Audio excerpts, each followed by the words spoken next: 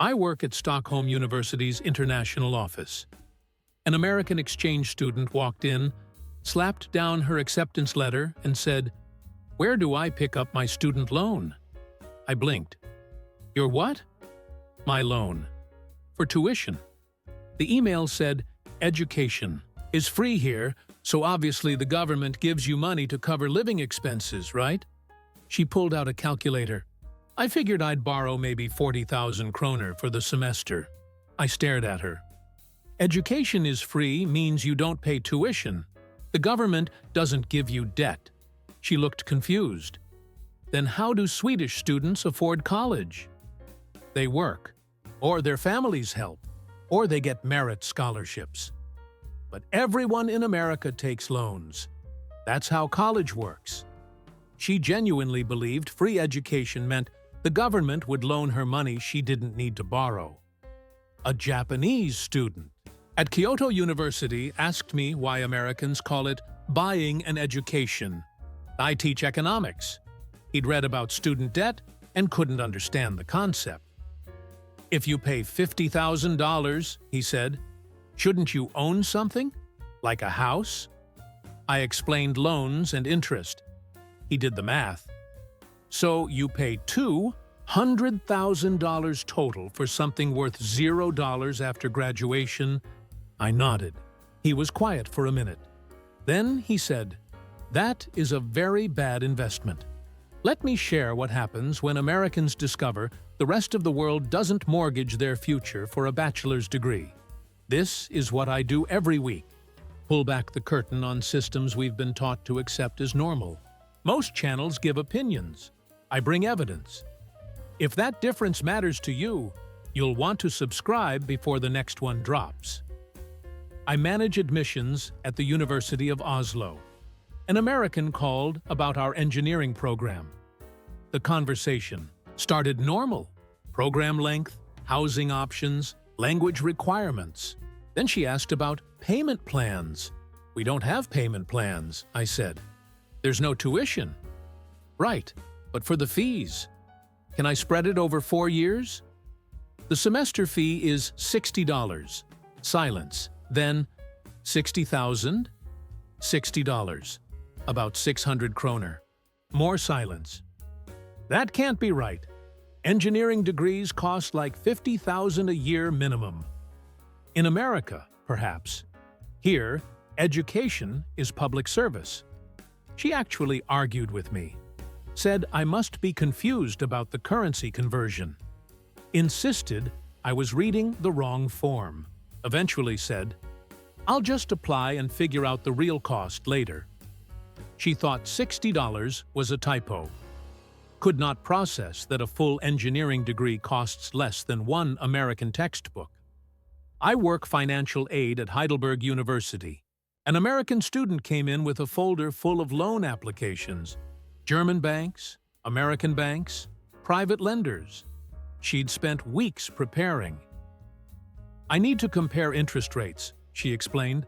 "Some start at 6%, but the terms vary." I asked what she needed loans for. "Tuition, obviously." "We don't charge tuition," she stared at me. "Then what's the catch? Do you charge per credit? Per class?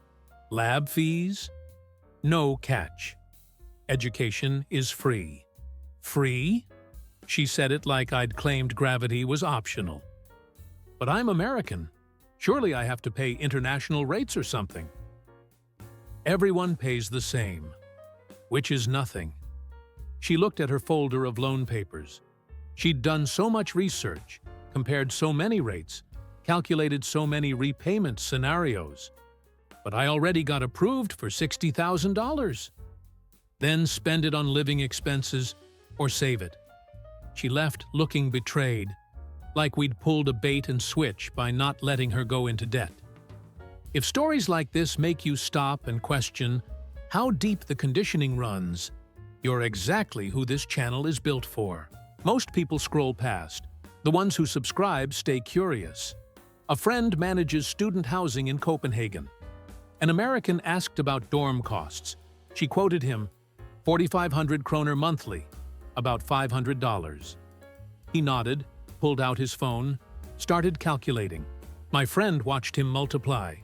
So $18,000 for the 4-year degree, plus tuition brings total cost to about $250,000.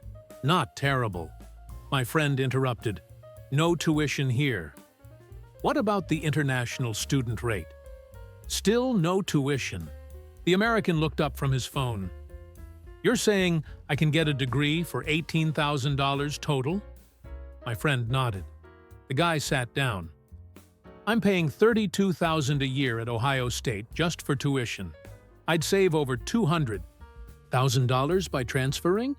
My friend nodded again. The American left. 2 weeks later, he'd withdrawn from Ohio State and enrolled full-time in Copenhagen. I teach at Sciences Po in Paris. An American student asked why French students seemed unmotivated. I asked what she meant. They're not worried about maximizing earning potential or getting investment banking jobs. Don't they care about paying off loans? They don't have loans. Everyone has student loans. Not here. She processed this. Then how do they feel pressure to succeed? This broke my brain. She genuinely believed debt was motivation, that without financial terror, students wouldn't try. I pointed out French students still competed for top grades, prestigious internships, research positions. But without loans hanging over them, she insisted. What's the incentive? I work at a German career center. An American graduate asked about starting salaries. I gave him ranges for his field. Engineering positions started around 50,000 euros. He looked relieved. Okay, so I can pay off loans in about 5 years if I live cheap. You have loans? From Germany? No, from undergrad in America. $80,000. I did math. His payments would eat 30% of his salary. He'd live like a student for years while working a professional job. Meanwhile, his German colleagues with the same degree and zero debt would save for houses, start families, travel. He'd be 40 before he broke even. Why didn't you study in Germany from the start? I didn't know this was an option. Everyone I knew took loans. I thought that was normal. A Swedish friend works student services at Uppsala University. An American asked if she could pay tuition up front to avoid interest charges. My friend explained again. No tuition exists. The American wouldn't accept it. There has to be some cost. Books, technology fees, parking. Books you buy. Maybe $300 per semester. No other fees. The American pulled out a spreadsheet. She'd calculated 4 years of expenses. $40,000 for tuition, $15,000 for fees, $6,000 for books. She'd gotten a full loan package approved.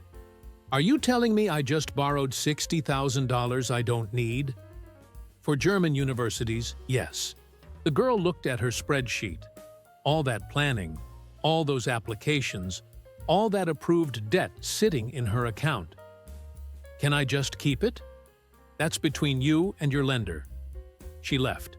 My friend later heard she'd returned most of it, but the confusion on her face stayed with them. The idea that education could exist without debt hadn't computed. I'm an advisor at the University of Amsterdam. An American student told me she felt guilty for not having loans. Her friends back home were all $30,000 minimum in debt. I feel like I'm cheating, she said.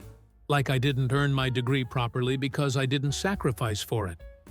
This blew my mind. She felt bad about not being in debt. Like suffering was proof of legitimacy. Your American friends with loans? Do they have better degrees? No, same level. Better education? Probably worse, honestly. Bigger class sizes. Then what did their debt buy? She thought about it. Permission to feel accomplished? She wasn't entirely joking. I run graduate admissions at ETH Zurich. An American applied for our master's program in computer science. Excellent grades, strong recommendations, clear admit. During our interview call, I mentioned tuition, 1,400 Swiss francs per year, about $1,500. She went quiet. Then, I'm sorry, can you repeat that? 1,400 francs annually. For a master's degree? From a top 10 global university? Correct. She started crying. Not sad crying, angry crying. I paid $37,000 per year for my bachelor's.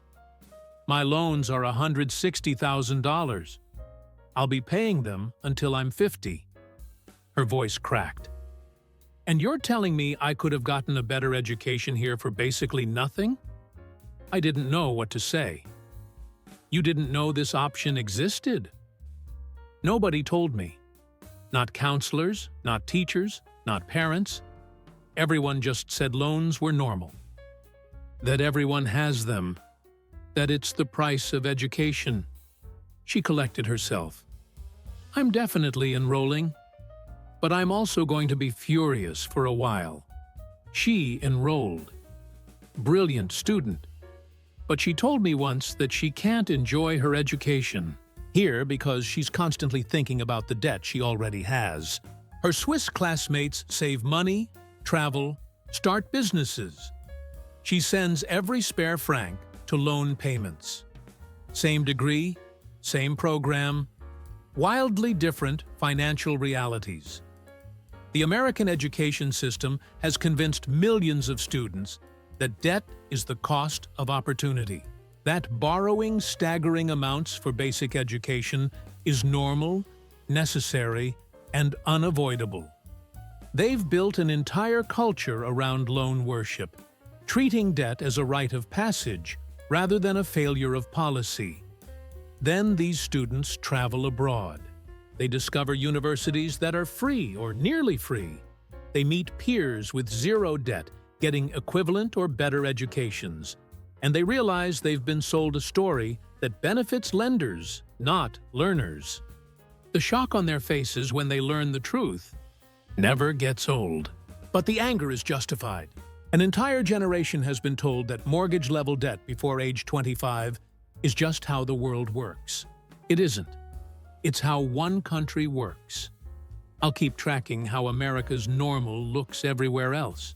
If you've ever wondered what's real and what's cultural conditioning, subscribe now and don't miss the next system we expose. And that country has spent decades normalizing it so thoroughly that suggesting alternatives sounds like fantasy. Next time, Americans abroad discovering that healthcare doesn't cost thousands of dollars per visit. The reactions are somehow even more intense.